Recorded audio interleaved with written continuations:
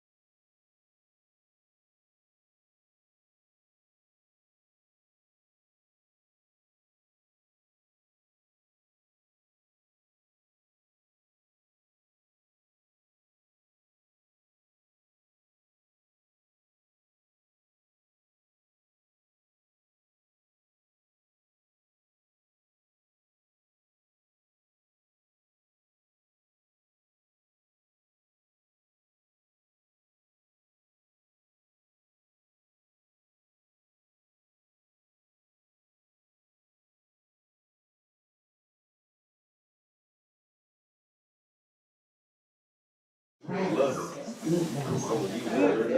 medicine. Can you say that one more time? One more time. Just say that one more time. And everybody need to hear what she just said.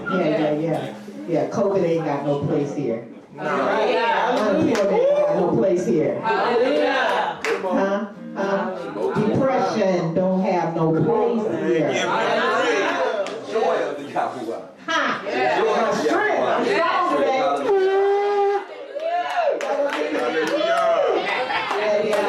We need to wrap our fingers. I say this all the time when the precious promises that the Most High has given to his children. To those who keep his commandments, his statutes, and the laws and obey his commands, right? Yes. Those promises are for you to hold on in times like these when your foundation is shaken. That you can stand on the word of the Most High to never leave us, never forsake us. Never. Word says that he's never seen the righteous begging for bread. Amen. We some fat jokers in here, y'all. Ain't nobody hungry. Ain't nobody starving for food, natural food or spiritual food. Because we get fed in here. And you can't put something in that chat that you don't get 15 scriptures back. So if you're not in the chat, you better get in there. Because it's a life being given out. It ain't Burger King. True. Every time, yeah. That's the right way. That's the best thing for me to give you is this way. Not my way, but your way. Yeah. And you know we have a Yah of vengeance, and he's coming back. He's coming back to set the record straight. What's up, Raul? He's bringing a can. He's gonna open it up. And it ain't gonna be nice for some folks. It's gonna be blood up to the horse's bridle. That's a lot. It says fire and a sword. Fire and a sword. That's right. So you better make sure. Consider all things. Test all things. Prove all things that you're on the right side. On his side. Yeah. Scripture leaves a clear path. He says narrow is that path. Wide is the gate to destruction. So let's set our feet one in front of one another and walk that path. He's going to make the crooked places straight. Y'all haven't preached up in here now. Y'all be glorified in all things. All right? All right. Let's get it. Lay it out. Yeah. Oh, yeah.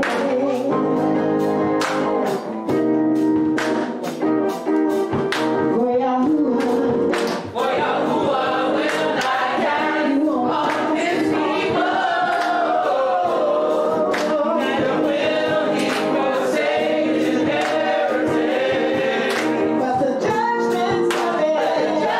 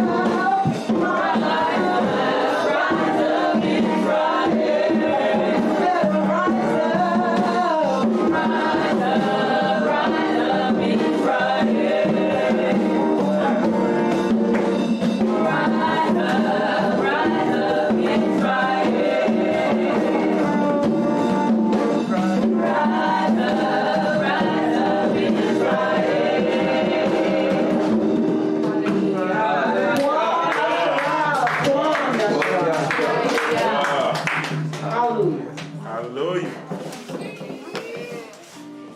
Y'all know.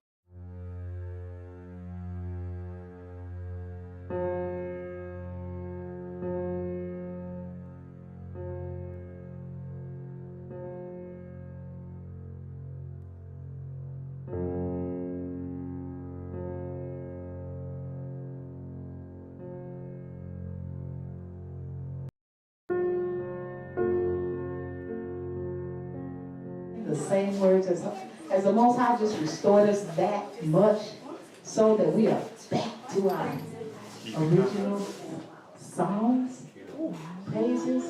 What an imagination, right? We're going to sing these again in the Lashan, paradise. We make it under that right. When we hear these same songs in paradise. Hallelujah. Hallelujah.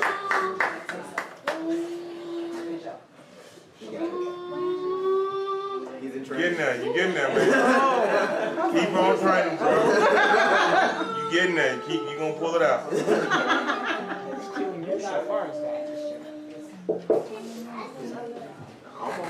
This is one of our newest songs set to music. Like we say, this is the blueprint for what Yahuwah looks like to his people. How he takes care of us. How he protects us and provides. The promises that he's given us of our cup being full. Not just full, but running over. Hallelujah. Hallelujah. Hallelujah. That's a promise, y'all. That's a promise. Shall. That don't mean maybe. That means it is so. Say la. It will be so. Hallelujah. What a great Elohim we serve. What an awesome Abba we have.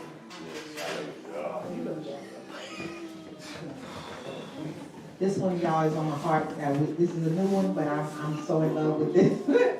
I'm so in love with this. Y'all might hear this for the next year straight.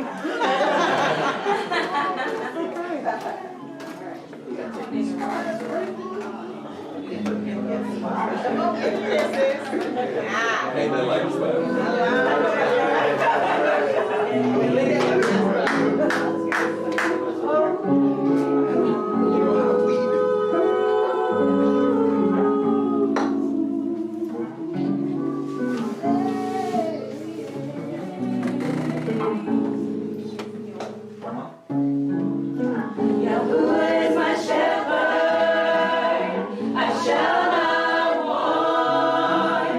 He makes me the light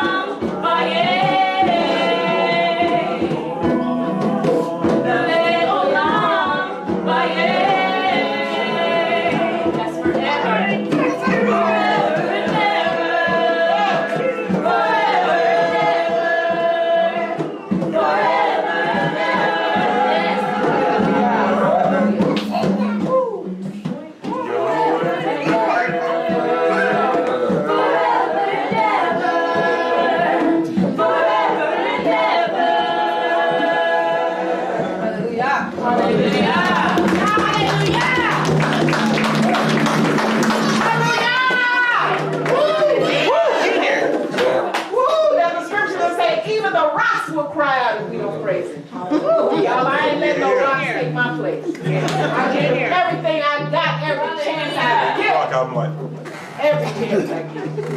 Forever. Woo! He's a good shepherd. That's He's a good shepherd. Hallelujah. Hallelujah.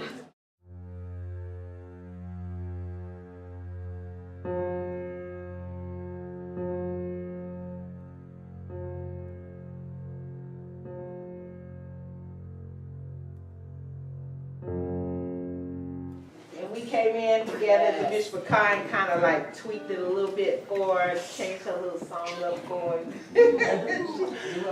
but you know what? It's a Mishpachah, y'all. Yes, right. Yeah. There's an old saying that says, many hands make light work. So we come together to do work of Yahweh. And we turn it out and put it back into his hands because the praise belongs to him and him alone. many advisors, victory is assured. Huh? With many advisors, victory is assured. All right, all right. Put it in the script. I like it. Get that address from you. Mishlei 11:14. Hallelujah. All right, this one is a song unto David. About him being hidden. Y'all will ask, was he hidden from us? So, this is David crying out, asking Yahweh to save him by his reputation, by his authority, by his character. And it's talking about how he wants Yahweh to give ear to the words that he's speaking. And also that his eyes have seen him overcome all his foes.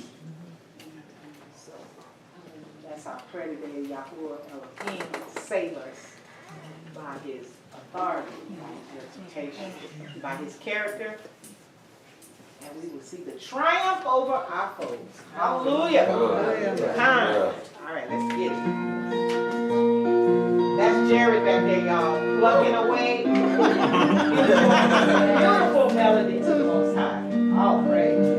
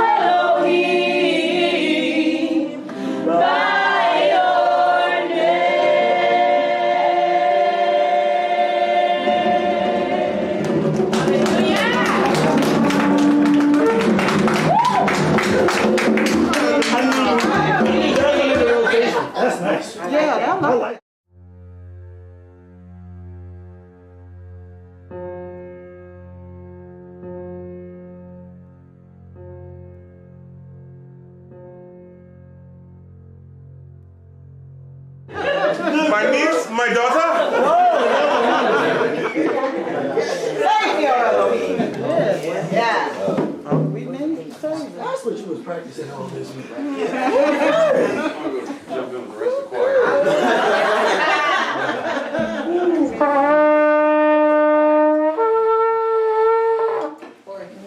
All right.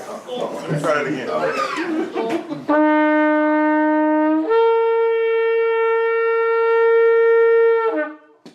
Yeah, that sounded about right. That sounded right.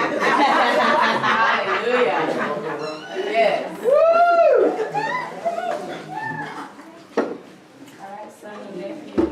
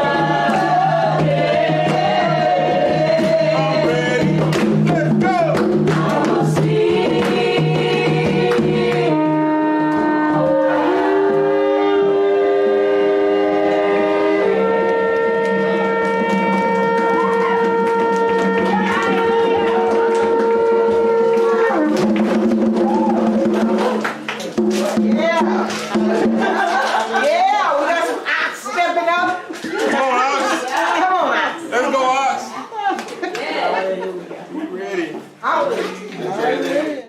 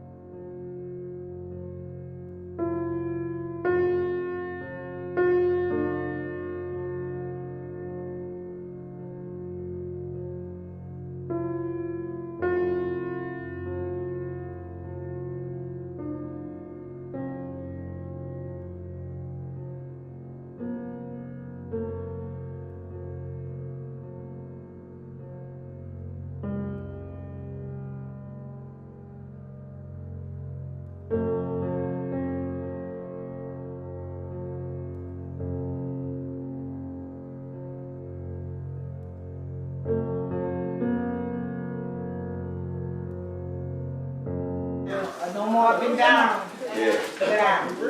Yeah, for sure. Whatever. You know, hallelujah, praise be to the Most High-Yah. Hallelujah. Tongue. Yes, you do see that in English. Below that is Hebrew. Who wants to take a guess? Okay. Who wants to take a guess? So you got the what? You got the what? Lamed. Shin. Not the rest. The wah. Wow. And the noon so feet. And the nose on feet. So you got the what's that? Say it one time. Pretty much close. Lashan here. Alright, that's gonna be Hebrew for tongue. Yep. You probably heard, Lashan. You probably had some of my brothers to say Lashan Kadash. Y'all know Kodash or Kodesh is set apart. Right, set apart. So the set apart tongue is when you ever hear that term, Lashan Kadash. They make it the what sound from the what you just said in between the shin and the Wah. So that's where they'll get that from. Lashan When the eye comes in, it is what it is. I don't see it, but hey, Do you need that light? Because it's a glare. Do you need that light? no, okay. Yeah, it's right there. Do you need it? No, I'm good on this hand. Right. Yeah, that's it. That's the light for the lobe, but it's on the other side of the wall. Boom. Oh yeah. Yes. Well, let's get Does it the. look okay? If you can get that fan, That's right behind English. just the light. You can keep that AC. Just get the light. Yeah. Oh, just get the light. The light part of you. Yeah, I'll get it. Well, yeah, then you probably turned off the fan, did you? Yeah. She probably did. Which You one? probably Is it? should pull the, This one? No, No. it's the center one. okay, now cut Turn this. the fan Light back back on. on. Okay. All right. Is that good? Family, it's a family affair. Hallelujah. All right, so look, we're gonna go ahead and look at the paleo. We have, all of our mores and all of our elders. They always try to touch on it a little bit because it is important. But it's still subjective. So that's why we're going to go ahead and give you all of the words that we can find in the paleo in order to deal with what we can come up with. So lamed, a staff, cattle go, rod to control pride, urge, forward go. Well, I messed up because I wanted to see if y'all wasn't going to get that. So, all right, so you got the shin, the wild, and the noon, like we said, or the, Lashan. And what I ended up coming up with was actually pretty descriptive, which is a tongue inside of the teeth that joins together the descendants. And we all know that your tongue, your language, is a part of your culture. You know, so it's pretty well descriptive in paleo, which is going to be interesting because we're going to find out what it looks like here in a bit when we're dealing with a definition from the Strong's. All right, so we have Lashan, tongue, used literally and figuratively. A fork, a flame, babbler, all of this stuff. It seems as if when you're looking at the Strong's, has somewhat of a negative connotation. Do you see that? See at the very end where it'll say evil speaker, stuff like this, instead of just being tongue, regular tongue or talk. It's interesting how when we look at it, we see that we can have a slant towards saying something negative. Saying something negative. Okay. All right. Before we get into everything, let's go ahead and say our statement. What is it called again? Mantra. Our mantra. All right. Say it all together. We doing what? Statement. We are learning. To walk in obedience to the Torah together, building Ava and Amba from the Dow to the Yalad and the Ruach. I know, right? Yeah.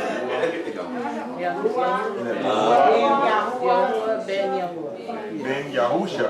Yahusha. You got it. Like that. All right. Hallelujah. Thank y'all for that. Now what we have. Let me ask you this. Children, y'all are thinking. Y'all know what being Mirandized is? Uh-oh. What being Mirandized is? Yup. Look at where the older ones that came. Yeah. Man, I am not afraid of Miranda. I'm telling you that. Me and Miranda don't get along like that. I'm just Miranda saying. rights. No, Miranda? You know Miranda is?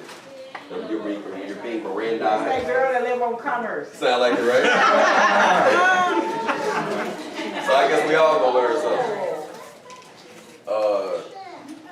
Any of the adults Yeah. Oh, I know. take a stab at it? I know. Yeah. The right They are the rights Your rights to remain silent. Anything you say. Anything you say can and Will will be be used against you. If you cannot afford an attorney, one will be provided. Whoa! And then what? You doing the last part? She's been arrested a couple times. Well, I mean, hey, she knows the law. She can know the law without Then I having to have get arrested. I know the rules, therefore I play within them. I do not get arrested. Remember what she just not said. You want to repeat it? Say it again. That was she said something. I hope y'all are paying attention. Say it one more time. What I just said? Yeah. Yes, ma'am. I know the rules, She knows the therefore rules. I play within them. Within them. So that I don't get arrested. All right. I ain't trying to go to jail. They don't know me, they'll beat my head in. So you had it right here. Inform of their legal rights, right? In accordance to the Miranda ruling. And we're going to go over what the Miranda ruling is. I don't care about this sentence below it, but that's what the definition is. And you pretty much had it. You have the right to remain silent. Yeah. Anything you say Can and will be used against you in a court of law. You have the right to an attorney. That's right. And if you cannot afford an attorney, one will be provided for you. Now, his last part. Do you understand the rights I have just read to you? Yeah. With these rights in mind, do you wish to speak to me? No. It's funny because Shamar, whenever he's out and about doing his thing, what's one of the things that you say right beforehand? You can ask me any question you want to. But after we talk, what? Oh, you're responsible for it. Yeah. Yeah, once I give you this truth, you're responsible. Let's keep it moving. All right, let's go ahead and go through this video and see if it's going to work. Hallelujah. Mr. Beat presents Supreme Cold This is what I Breeze. thought. Sorry about the Phoenix, read. Arizona, March 13th, 1963. Police arrest Ernesto Miranda, a suspect linked to the kidnapping and rape of an 18-year-old woman 10 days earlier. In a police lineup, the victim identified Miranda as the attacker. For 2 hours, officers aggressively interrogated Miranda about the attack. The officers did not tell Miranda that he did not have to answer the questions, nor did they allow him to call a lawyer. I guess Miranda didn't pay attention when his teacher taught him about the Bill of Rights in government class. Anyway, the officers broke Miranda down, and he confessed to the crime, even signing a statement that described the details of the attack. When this confession was later used in court, of course Miranda was found guilty, even though his lawyer argued that the police pressured him to confess. Miranda was sentenced up to 30 years in prison. He appealed to the Arizona Supreme Court based on the 5th and 6th Amendments. You know, the part of the 5th Amendment that says you cannot be forced to testify against yourself, aka the right to remain silent, and the part of the 6th Amendment that says you have a right to an attorney, but the Arizona Supreme Court agreed with the lower court. Well, Miranda appealed again, and the Supreme Court reviewed the case in June 1966. And this was a tough one. In a 5-4 decision, the court ruled that Miranda's confession could not be used as evidence because the officers had denied his 5th and 6th Amendment rights. Chief Justice Earl Warren gave the opinion of the court. Warren brought up that the police done messed up by misleading Miranda and not making it clear to him his rights. Warren said, quote, "The person in custody must, prior to interrogation, be clearly informed that he has the right to remain silent and that anything he says will be used against him in court. He must be clearly informed that he has the right to consult with a lawyer and to have the lawyer with him during interrogation. And that, if he is indigent, a lawyer will be appointed to represent him." That kind of sounds familiar. The justices on the court who disagreed with the majority generally argue that the Constitution didn't say anything about making a suspect aware about his or her rights. They also argued this gave too much power to suspects and would make police interrogation work much more difficult. They were afraid it might be more difficult to convict criminals. After the decision, police across the country had to inform suspects of their rights after they arrested them. They became known as the Miranda rights, or Miranda warnings. You're under arrest, sir. Suspicion of murder. Thank you, Sergeant. Oh, gee, I almost forgot. Gotta read you your rights, cause want to make sure we don't make any mistake. So the 70s, yeah. This is all new. You have the right to remain silent You know, and it's nice that you say they can hold that against you. You have the right to retain a lawyer. You have the right... What the hell is that? After the Miranda case, the court tried to strike a balance between public safety and the rights of the accused. Several later decisions ended up granting exceptions to the Miranda warnings. Some of these exceptions were big exceptions, actually. Still, Miranda v. Arizona has had a huge impact on law enforcement in the United States by empowering those accused of a crime. And according to several studies, the decision hasn't affected detectives' abilities to solve crime much. So whatever happened to Ernesto Miranda? Well, even though the Supreme Court threw out his original trial, he was once again placed on trial in Arizona using different evidence. That evidence? A woman who lived with Miranda during the time of the offense testified that he had confessed to her about committing the crime. In 1967, he was again found guilty and sentenced up to 30 years in prison. However, he was released early due to good behavior. In 1972, Miranda returned to his old neighborhood and made a living autographing what became known as Miranda cards, which contained the text of the warning written suspects by police. Tragically, he was stabbed to death in a bar fight on January 31st, 1976. Police arrested a dude suspected of murdering Miranda. Ironically, that dude, unlike Miranda, exercised his right to remain silent and was later released after there was no evidence to prove that he did it. I'll stand this for the next That was crazy. Now, what's interesting about that is, y'all know that what they call the central part, what we're gonna call it the exonerated, right? The exonerated 5. They were interrogated without anybody available. Yes, understanding what their rights were. None of that.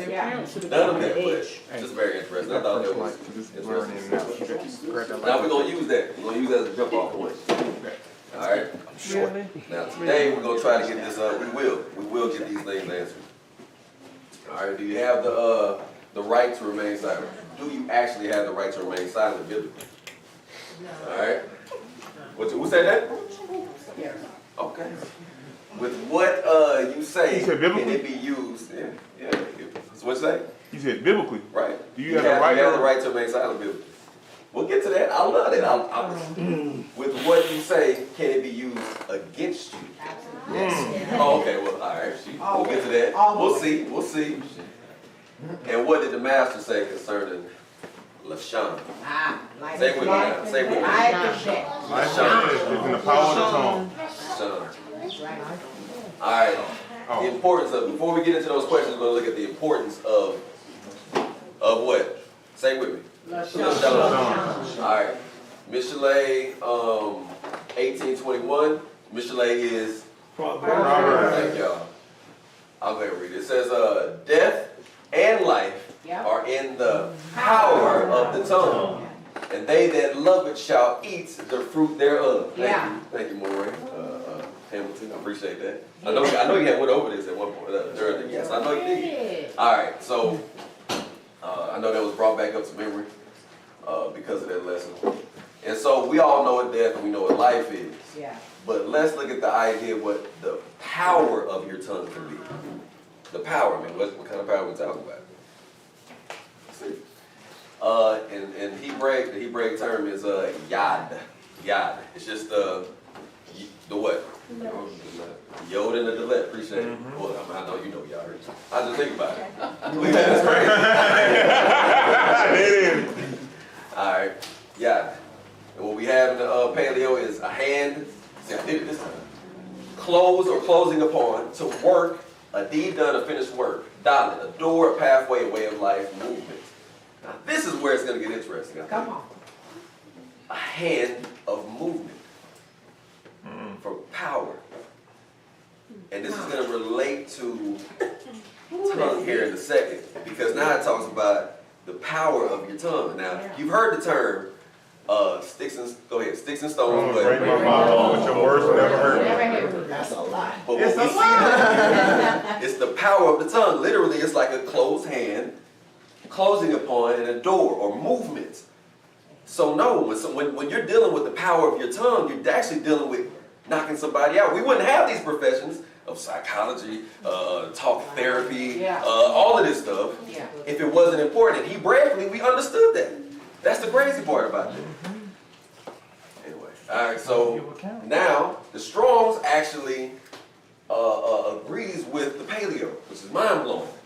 When I pulled this up, I was like, power? How's power going to be what? Opening, what does it say?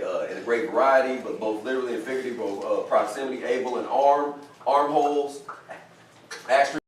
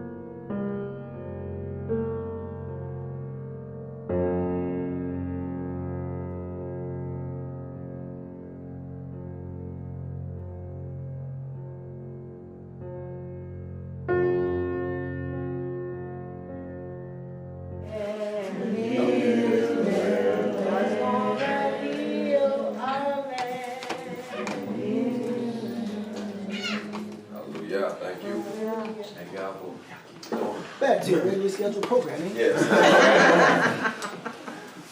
So we were talking about the differences, right? Yes. Which one do you want to be? Which side you going to be on? Yeah, Cole puts it very simply. Can the fig tree, my brethren, bear olive berries? Either a vine, figs. Right? Choose.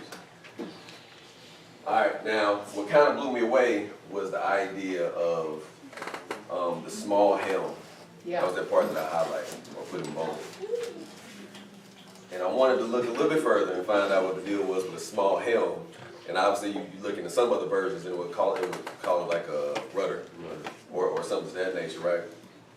And please, by the way, I want to see if anybody else has different versions of the scripts. Please have them.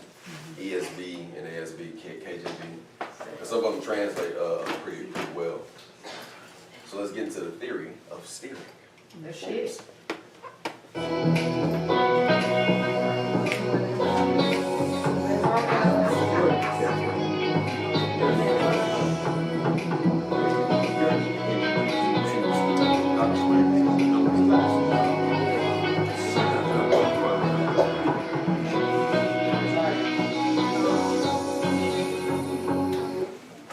Consider a ship moving ahead and pushed by a lateral force at the aft end of the ship. The lateral force applied to the ship moves the ship in transverse direction, while the thrust acts in the forward direction. Due to the combined forces, the ship turns about a point called pivot point. It is approximately 1/3 from the forward of the ship. When a ship turns port or starboard, the lateral force is provided by the steering gear system. The steering gear turns the rudder to required angle as per the helm order. Consider the forces acting on the rudder. Hear the word forces. That's part of On one side of the rudder, the flow velocity reduces in speed, while on the other side, it increases due to the angle of incidence and the shape of the rudder.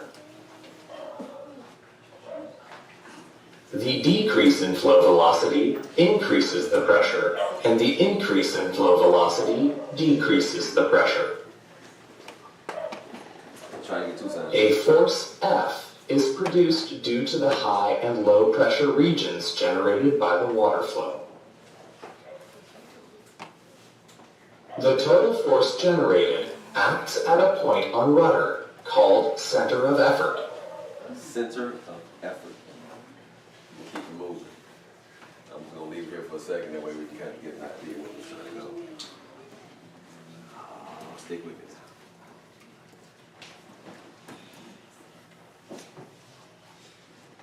Hit escape if you kind of minimize it. I'm trying to get to the beginning. Let's see if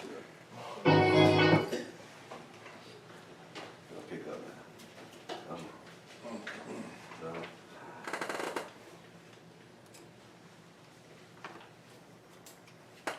Alright, so there we go.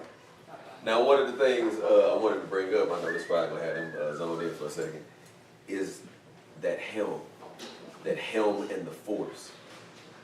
Those ships are, y'all, they're huge. I think it's a huge issue going on right now, still, in the Suez Canal. It's been fixed, yes. How long did it take? 4 days. Yeah, it took a minute. Yeah. Basically, whenever you're going a certain direction from that small helm, it's hard now to go back. It's very hard.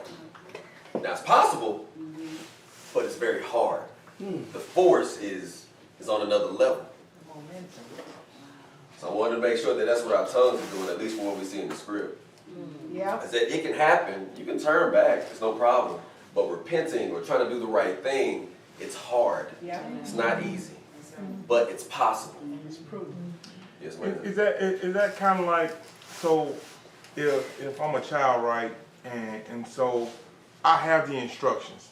Right. I got the instructions off bat, but I disobey. Now once I get caught, so I still got to deal with the consequences of disobedience, and I still got to go back and do the thing I was supposed to do in the beginning. Yes. So the aspect of the hard part is all the stuff you got to get to just to do what you were supposed to do in the first place. Right. I'm just. It's not phenomenal. And like once again, we all know when we was children, it started where before it ended up getting here. Starting the heart. It started in the heart. But there has to be also a change of the heart in order to now come about change. Yeah. From the overflow of the heart, the mouth speaks. I ain't even got that one in there. Say it one more time. Say it one more time. Say from the overflow of the heart, the mouth speaks. Hallelujah. All right. That's desire. It is. It's a heart.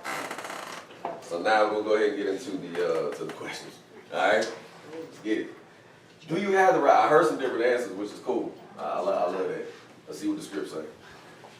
Let's start off with Sirach, Ecclesiasticus. Yeah. One of the other, Matt, go ahead and read that for me, please. Be steadfast in your understanding and let your word be the same. Be swift to hear and let your life be sincere, and the patience give answer, and with patience give answer. If you have understanding, answer your neighbor.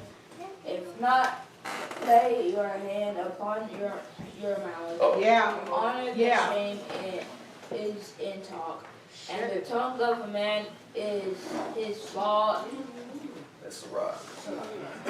Okay, 5, 10, through 13. Be swift to hear first.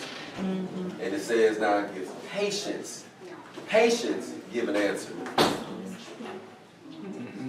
Wait just a minute before you run out there and just start going off at the mouth, as we like to say, colloquial. All right. Let's give another one. Oh, appreciate that. Mishlei 18:6. I guess. Yeah, thank you, sir. A fool's lips enter into contention, and his mouth calls for strokes. Hold on, that sounds like somebody say something crazy and get beat up.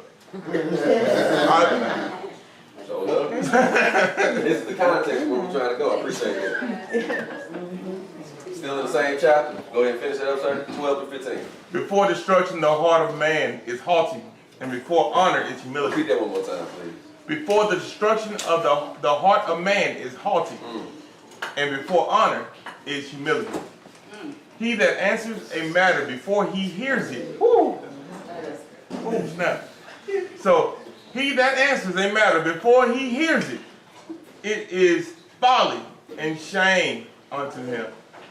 The ruach of a man will sustain his infirmity, but a wounded ruach who can bear? The heart of the prudent gets knowledge. The ear of the wise seeks knowledge. You heard that old saying, I don't know how many times. You got two ears? Yeah. 2 eyes. One mouth. One mouth. Where we got that from? You supposed to look and listen twice as much as you speak. Judge Judy. Couple more verses. Yard, please. A fool Mishlei 29:11. A fool utters all his mind, but a wise man keeps it until afterwards. You'll see me every now and then. If I compliment you on being a listener, best believe I'm paying attention. I did it beforehand and afterwards because, once again, we're just trying to get this language down. That and also repetition. Yes, sir? In the ESV, that same verse reads, "A fool gives full vent to his spirit, but a wise man quietly holds it back." That's a good. That's ESV is I like the ESV. That's why we still sing songs out there. Can I add one? Can I add one? Yes, ma'am. Mishlei 17:28. What Even a fool, when he holdeth his peace, is counted wise, and he shutteth his lips, is esteemed a man of understanding. That's Mishlei 17? Mishlei 17:28. We'll go back to Yaakov. Come on, Yaakov. All right, who has this one? I was going, hold on, go ahead. I was about to next one. Oh, okay, I'll go ahead. Wherefore, my beloved brethren, let every man be swift to hear, slow to speak, slow to wrath. Yaakov. James 1:19. You have the right. What it is? Ain't stop checking. I just want to give one bit of Torah that deals with the tongue in Wa'ikra or Leviticus 5, verse 1. And if a soul sin and hear the voice of swearing and is a witness, whether he has seen or known of it, if he do not utter it, then he shall bear his iniquity. Yeah. So there is a time where you better speak. Supposed to speak up. Yeah. Oh, absolutely. And in Susanna, when we read the story Yep. of Susanna, because she cried out. She cried out. Because she cried out. She used that tongue for righteousness. She said, no, I ain't in no wrong. Yeah. Yeah. Or even if we look at Samson and how he used his for, not unrighteousness, but wasn't wise for him to tell the lady about his hair, and that was where his strength lied. Should have been silent. It was. You knew Leviticus 5. You knew. Should have been silent. I don't know. What you just not say, Ema? You got that from? Hold on. You said that. Go ahead and read one more time. Mishnah 17. Or can you see it up here? Because I don't know if I had the same verse as you. I want to say I think I did, but I don't know.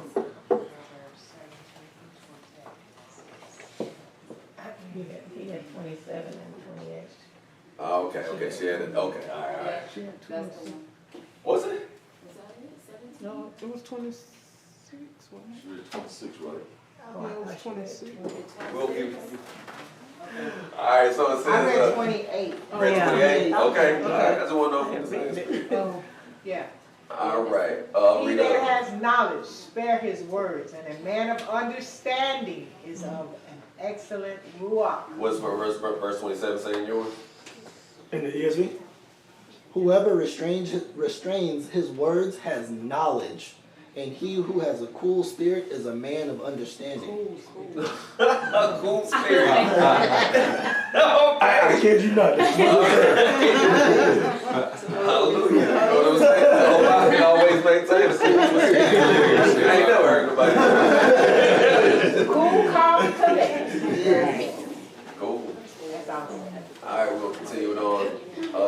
This is one that hit me. Yard and I were both coming in. Jordan and I was coming in. We looked over this. Ecclesiastes 5:1 through 5.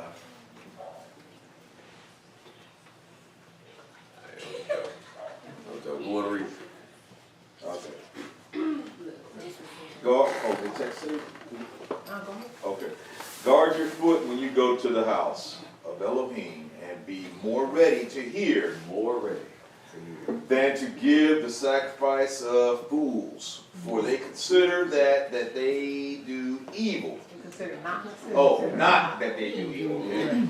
Be not rash with your mouth, and let not your heart be hasty to utter anything before Elohim. For Elohim is in heaven, and you are upon the earth.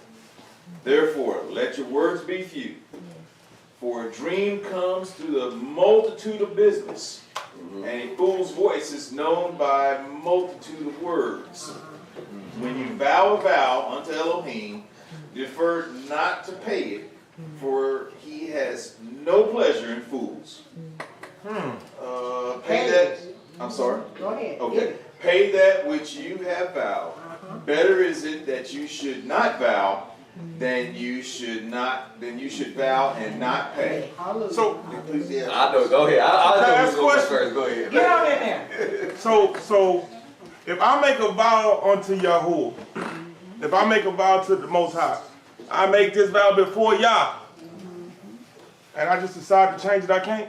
No, you can't change it. Y'all sure?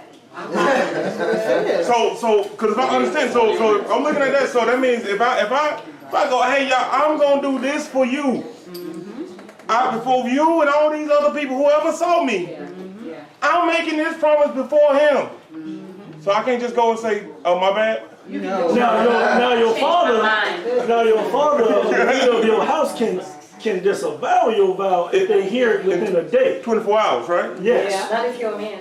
Not if you're a man though, but if you're a man though, you make a vow. You gotta speak. And that's You can do it, but you ain't righteous. Oh, okay. right, all right. And where did you just not get that? Consequences and repercussions. Gotcha. Yaakov 3 say? Yaakov 3, we just read it. Talking about either you're going to be a fig tree that brings forth that does fig fruit, or you're going to be something olive. You can't have, it's not going to be the same. That's right. If you ain't keeping to your vow, Numbers 30, if you ain't keeping to your vow, you know, all of that stuff's all in the same chapter, no. But that's with anything. All right? If y'all say you're going to pay something, Let your yes be yes, your no be no. Your name be names. What else? We're talking about paying something, we're talking about doing something for somebody. That's right. If you say you're going to do something for somebody, do it. That's the bread. That's our way. We don't just get up and renege on a promise that we made. Yeah. I don't know if that's, I'm sorry. Anyway, whatever. We don't do that though. You know what I'm saying? Anybody else got anything? That saying where they say, you're saying a whole little with a whole lot of words, or you know what I'm saying? Yeah, you're talking a lot, but you're saying nothing. Like that is your own voice. Can we read verse 6? Oh yeah. I would say read the whole, but go ahead. So starting in verse 6, I'm gonna read it out the Sefer. Suffer not your mouth to cause your flesh to sin. Neither say you before the angel that it was an error.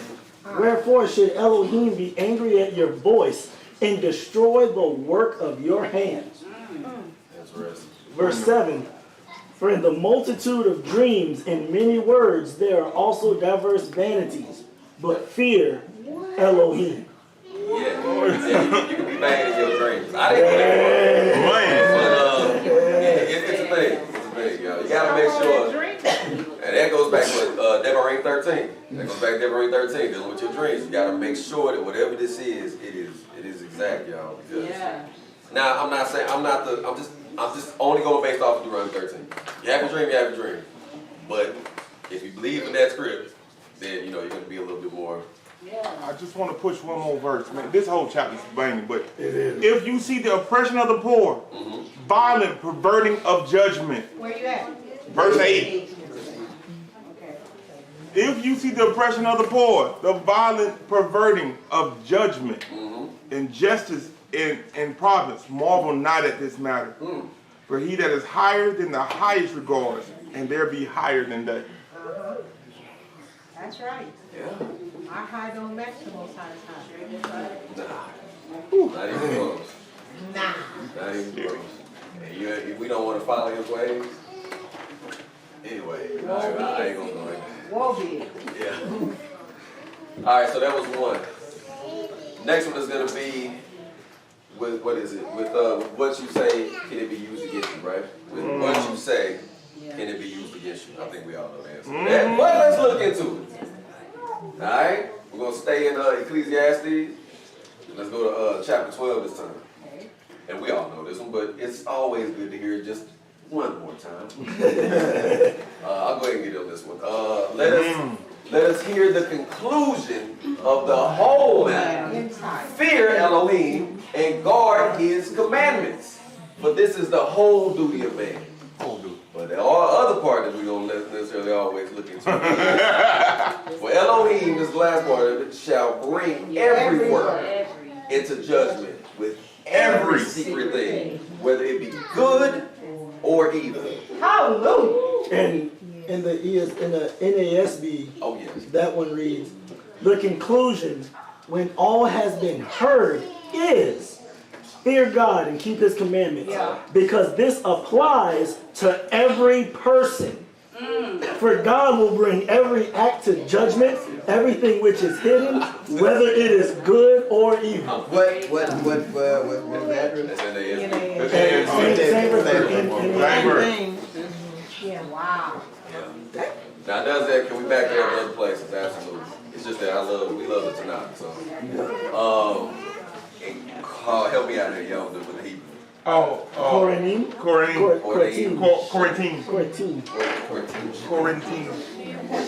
Yes, in Quarantine Shani, chapter 5, verse 10. For we must all appear before the judgment seat of Mashiach. That everyone may receive the things done in his body. In his body. We're not dealing with we're in the matzah right now, Feast of Unleavened Bread. And he said he is the what? Way, truth, and the life. The bread of life. Let's make sure we got that right. Everyone may receive the things done in his body according to that he has done, whether it be what? Good or bad. Somebody go ahead and get Romans 2:16 for me. In the day when Yahuwah shall judge the secrets of men by Yahushua HaMashiach according to my Bosora, my gospel, my good news. Yep. Which is the word. Oh, continue. We about to get into it. Hold up.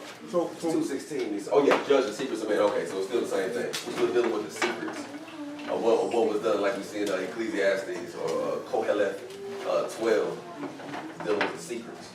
And that day shall judge the secrets of men by Yeshua Mashiach according to his gospel, his Bosora. In another version, I think it says something different. Let me look at either the NASB or the ESV, please. For Romans 2 is... Romans 2:16. What was that? Romans 2:16. Oh, in a different version. Yeah, different version. It says, this again is the NASB, verse 16. On the day when, according to my gospel, God will judge the secrets of men through Christ. Yahushua. I ain't saying Yeah, baby. That's what you know.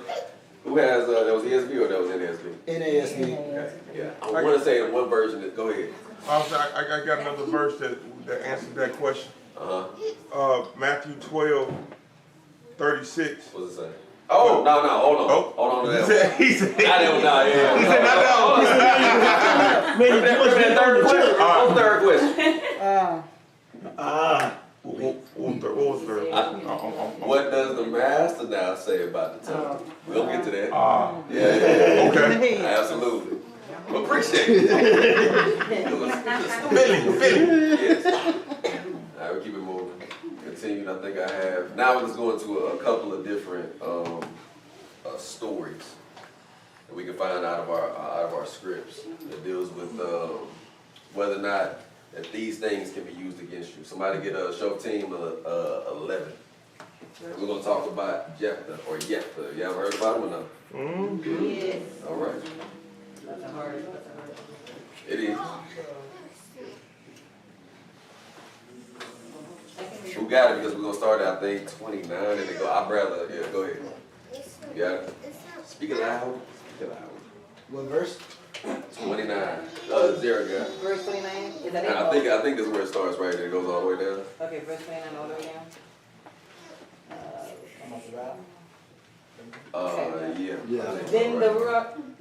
Then the Ruach Yahuwah came upon Mizpah, and he passed over Gilead and Manasseh, and passed over Mizpah and Gilead.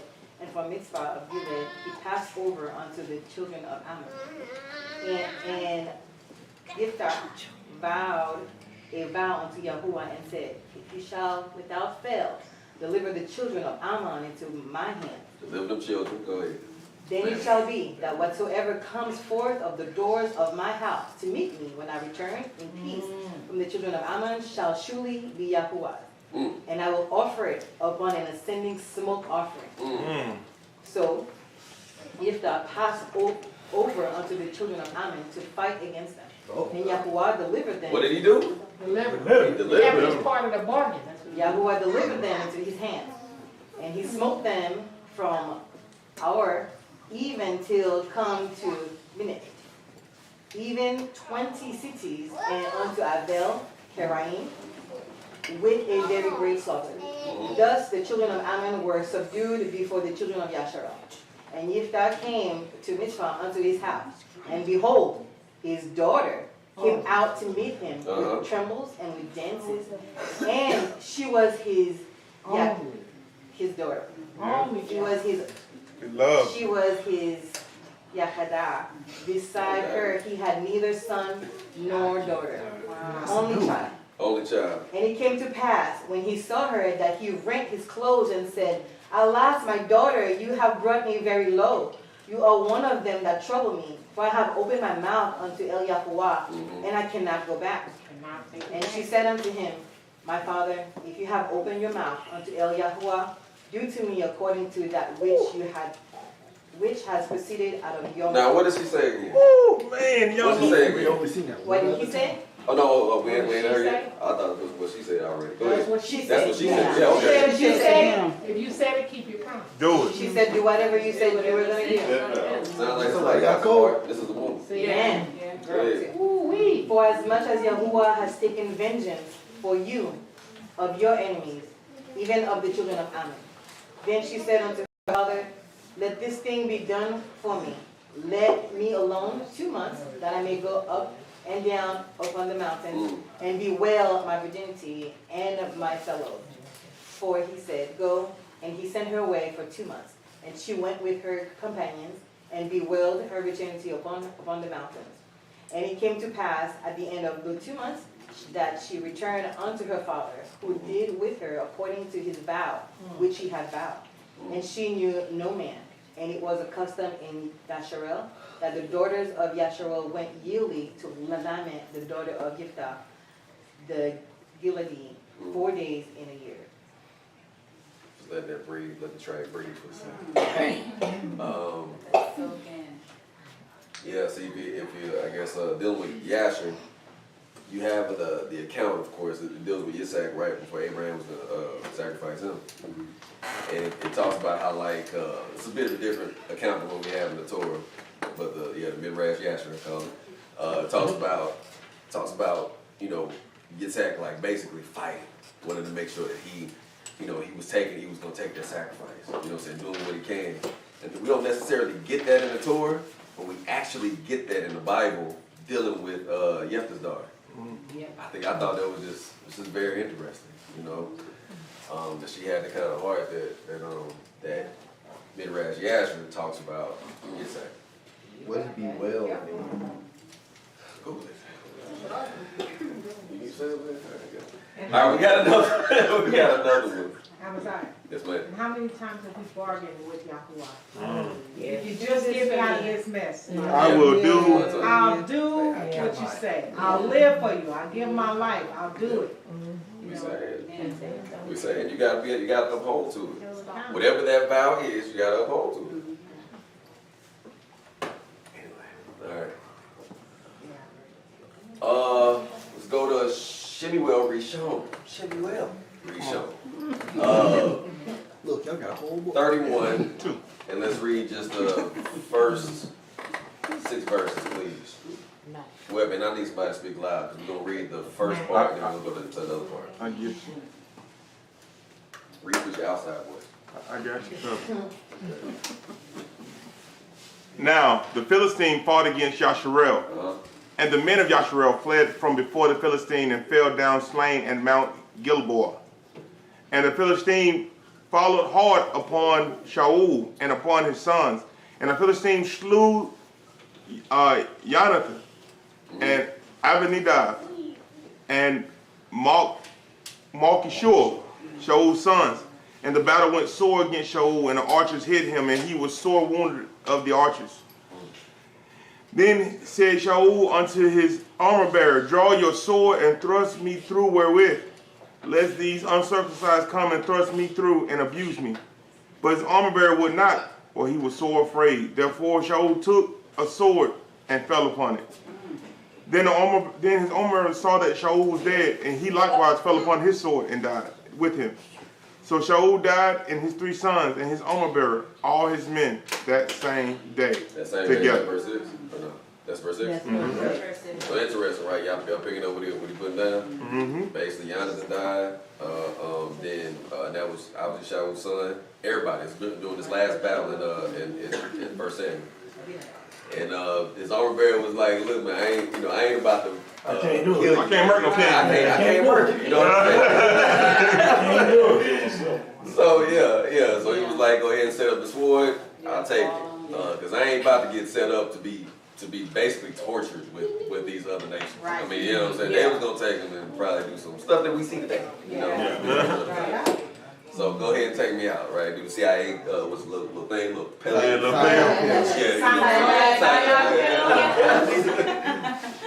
Take me out. Very, very valid, actually. I'll be honest as I read that. Now, what does it have to do with whatever you say can be held against you? We're about to find out in the next chapter.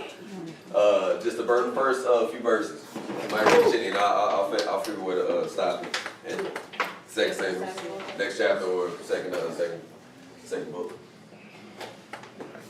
And it came to pass after this that David inquired of Elohim, saying, shall I go up into any of the cities of Judah?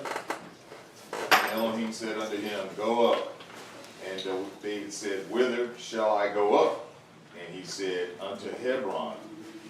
So David went up thither, and his 2 wives also, Ahinoam, the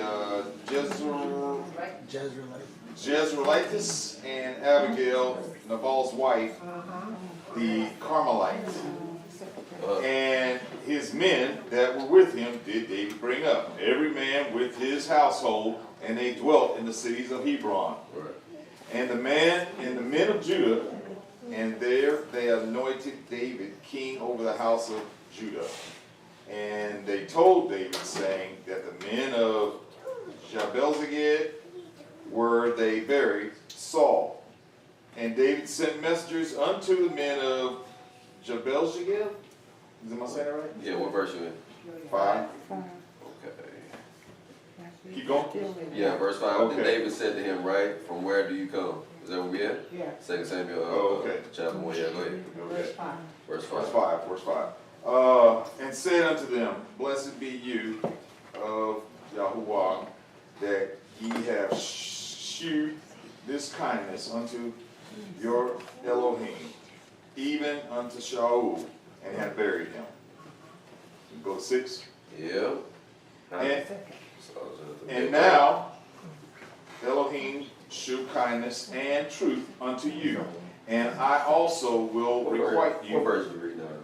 King James. This is 2 Samuel chapter 1. Chapter 2. He's reading chapter 2. Oh, my bad. I meant to say chapter 1. I was about to say. That's on me. Hey, where you looking at? My bad. So yeah, let's start off chapter 1. My bad. I said next chapter. I said next book. But yeah, go ahead. Start off. I was like, man, I don't see it yet. Everybody not even. Okay. Now it came to pass after the death of Shaul, when David was returned from the slaughter of the Amalekites, right? And David had abode 2 days in Ziklag. All right, now we roll. It came even to pass on the 3rd day that, behold, a man came out of the camp from Shaul with his clothes rent, and earth upon his head. And so it was, when he came to David, that he fell to the earth and did obeisance. And David said unto him, from whence cometh thou? And he said unto him, out of the camp of Israel am I escaped. And keep going. Okay. And David said unto him, how went the matter? I pray thee, tell me. And he answered that the people are fled from the battle, and many of the people also are fallen and dead. And Shaul and Jonathan his son, are dead also. And David said unto the young man that told him, how knowest that Shaul and How you know? Go ahead. Okay. How knowest that Shaul and Jonathan his son be dead? And the young man that told him said, as I happened by chance upon Mount Gilboa, behold, Shaul leaned upon his spear, and lo, the chariots and horsemen followed hard after him. And when he looked behind him, he saw me and called unto me, and I answered, here I am. And he said unto me, who art thou? And I answered him, I am an Amalekite. He said unto me again, stand, I pray thee, upon me, and slay me. Oh, really? That's what he said? It's not, I don't think that's what we read. Yeah. But go ahead, let's continue on and let's see what happens, because he's just letting his mouth roll. But go ahead. For anguish is upon me, because my life is yet whole in me. So I stood upon him and slew him, because I was sure that he could not live after that he was fallen. And I took the crown that was upon his head and the bracelet that was on his arm, and have brought them hither unto my Lord. Isn't it interesting how, like, you start off with one lie, what happens? Just keep going. Just keep rolling. What verse is 11. Oh, yes, sir. Go ahead. Okay. Then David took hold of his clothes and rent them, and likewise all the men that were with him. And they mourned and wept and fasted until even, for Shaul and for Jonathan his son, and for the people of Elohim, and for the house of Israel, because they were fallen by the sword. And David said unto the young man that told him, Whence art thou? And he answered, I am the son of a stranger, an Amalekite. Yeah. And David said unto him, How wast thou not afraid to stretch forth thine hand to destroy Yahuwah's anointed? How you just all of a sudden go say I can do all of this? You're an Amalekite. We've had issues in the past. Yeah. But go ahead. And David called one of the young men and said, Go near and fall upon him. And he smote him that he died. And David said unto him, Thy blood be upon thy head, and thy mouth hath testified against thee, saying, His what? His what? Your mouth. His mouth. His mouth testified against him. Against thee, saying, I have slain Yahuwah's anointed. Yeah, you can stop there. And, okay, stop there. Stop there, Okay. yes, sir. We got an old saying that says, Watch your mouth. don't write checks. Don't Y'all know the rest. let your mouth write checks. Say, know your road, shut your hole. Yeah, know your road. Come on.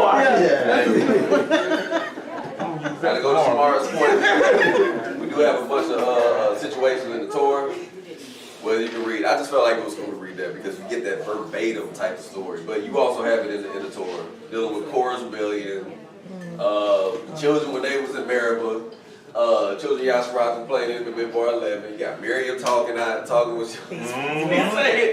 So, but the Torah definitely has those. I just felt like it was cool to go over there. Was that all right? Yeah. Okay, cool. All right, now let's go ahead and get to what the master's talking about. When he says, what did the master say concerning the tongue? Let's see what he's talking about. Now, you was at Matthew 12? Yes, I was. Let's start at 31 though, please. All right. Wherefore I say unto you, all manner of sin and blasphemy shall be forgiven unto men, but the blasphemy against the Ruach HaKodesh shall not be forgiven unto man. And whosoever speaks a word against the son of Adam, it shall be forgiven of him. But whoever speaks against the Ruach HaKodesh, it shall not be forgiven of him. Neither in this world, neither in the world to come. Either make the tree good, and his fruits is good, or else make the tree corrupt, and his fruits corrupt.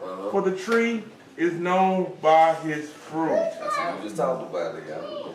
O generation of vipers, how can ye, being evil, speak good things? For out of the abundance of the heart the mouth speaks. A good man out of the good treasure in his heart brings forth good things, and an evil man out of the evil treasure brings forth evil things.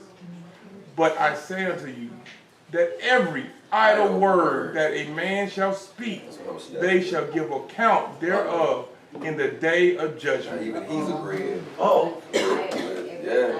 This is serious, y'all. This is something this is for me, this is for hopefully everybody, you know what I'm saying? And like this is serious. Every idle word that comes out of my mouth.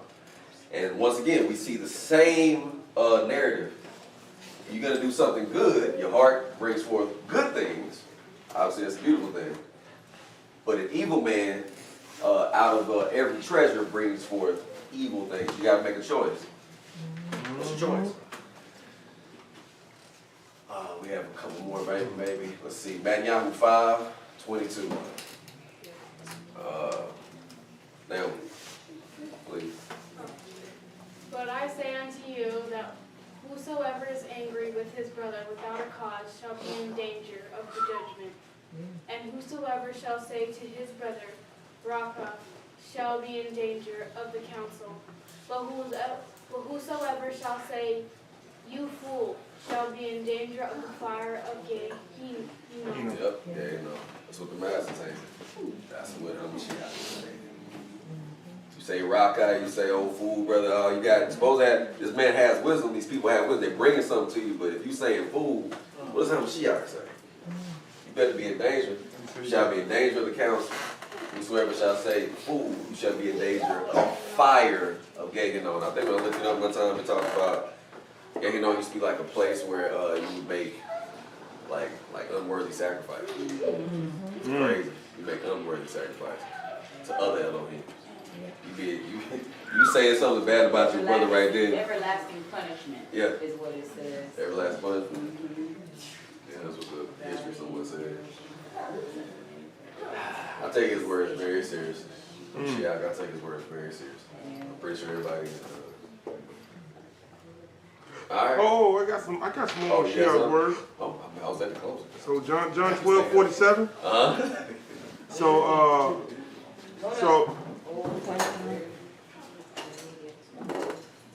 actually, you know what? I'm gonna start at 46. All right, John, what? Which John? John Yehukanan 12. Okay. Yehukanan 12. You said 47? I'm gonna pick up at 46. Okay. It says, I am come a light into the world, that whosoever believes in me should not abide in darkness. And if any man hears my words, but believe not, I judge him not, for I came not to judge the world, but to save it. He that rejects me and receives not my words has one that judges him. The word that I have spoken, that same shall judge him the last day. For I have not spoken of myself, but the Father which sent me. He gave me a commandment, what I should say and what I should speak. And I know that his commandment is life everlasting. Whatsoever I speak, therefore, even as the Father has said unto me, so I speak. And then the last one was Hebrews 4:12. It says, For the word of Yahuwah is quick and powerful, sharper than a two-edged sword, piercing even dividing asunder of soul and ruach, in joints and marrow, and it's discerning of the thoughts and intents of the heart.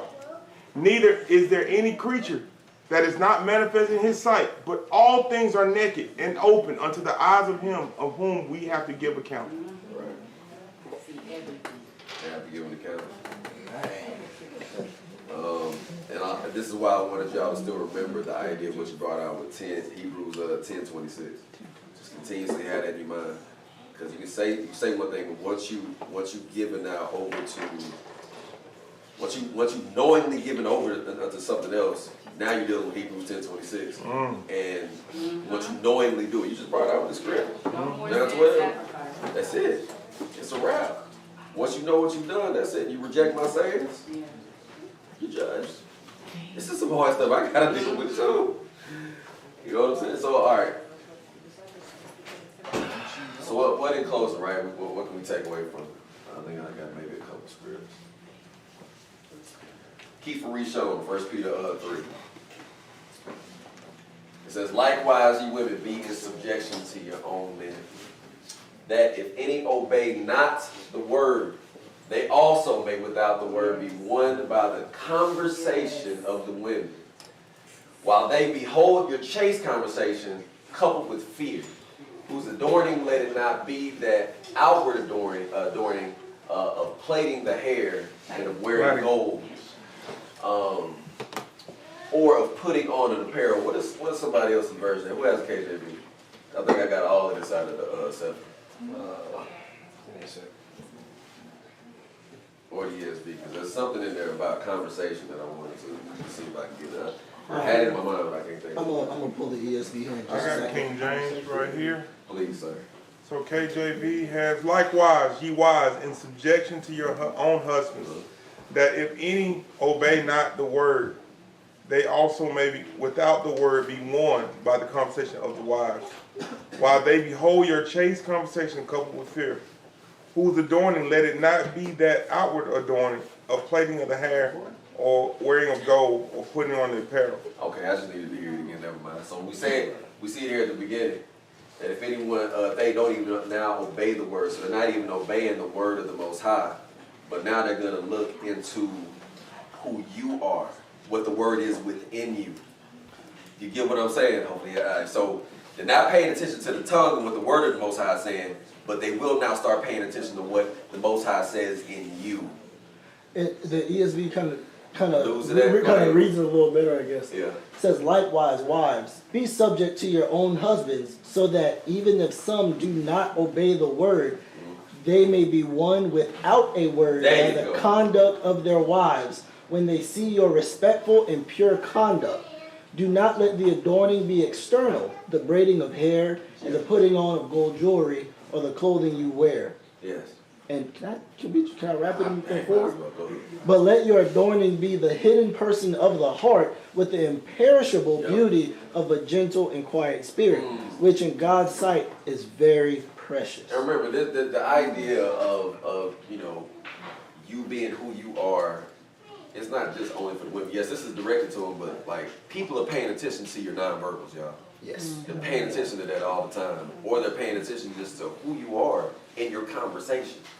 You get what I'm saying? You could be a believer all day, but you might be talking to an unbeliever, and it's just like, man, he's a believer. I don't get that. You know what I'm saying? I must be all right. Yeah. So get that, man. All right. So remembering to remove the bad influences. Now I'm going to go ahead and bring it up because we're dealing with matzah right now, feast of unleavened bread.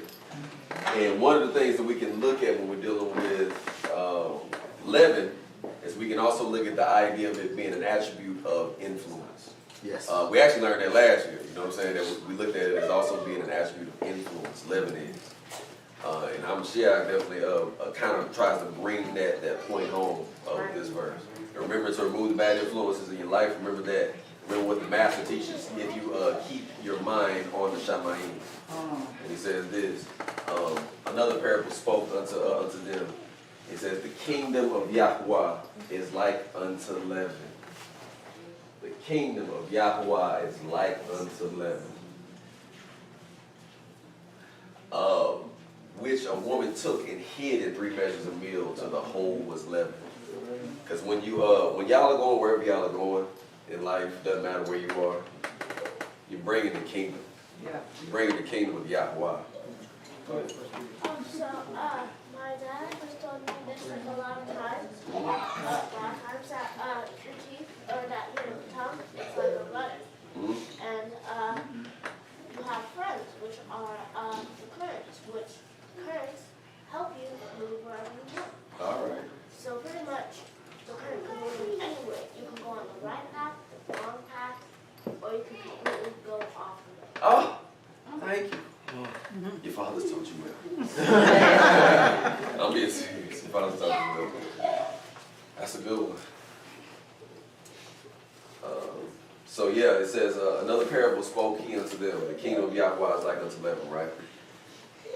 So if you take and you're being a positive influence, once again, it's like you're bringing the Shamayim down to your workspace, to your home, and to any type of place that you go to. You're bringing that, and that influence can be beautiful, right? But you gotta just trust in the Most High, and you gotta do it. I want to say that might be it. Yeah, that's it.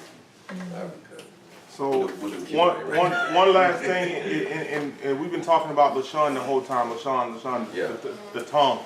And so let's go back to the aspect of our armor that we're supposed to put on in Ephesians 6. Mm-hmm. So what is the word? What is the word in Ephesians 6? The word the word of Yah. What is it? Yeah, it's a sword. It's a sword. Yeah, it's a weapon. I'm going straight to it. Well, so your words. I was thinking now. Your words are weapons. Yeah. So are they weapons Texas. that fall under the guise and instruction of Yahuwah, or is it a weapon that falls under the guise and instruction of Hasatan? Yeah. Because by the overflow of your heart, your mouth speaks. So that means by what's coming out your mouth is an indication of what you have submitted to in your heart. Think about the depth of that. What's coming out of your mouth is an indication of what you have submitted to in your heart. Already. You already. By the time it gets to the mouth for me, y'all, if there's one thing that just kind of stays with, and even Shaul talks about, man, you need to take every thought captive. I mean, so you hitting on something, bro. Like that's serious.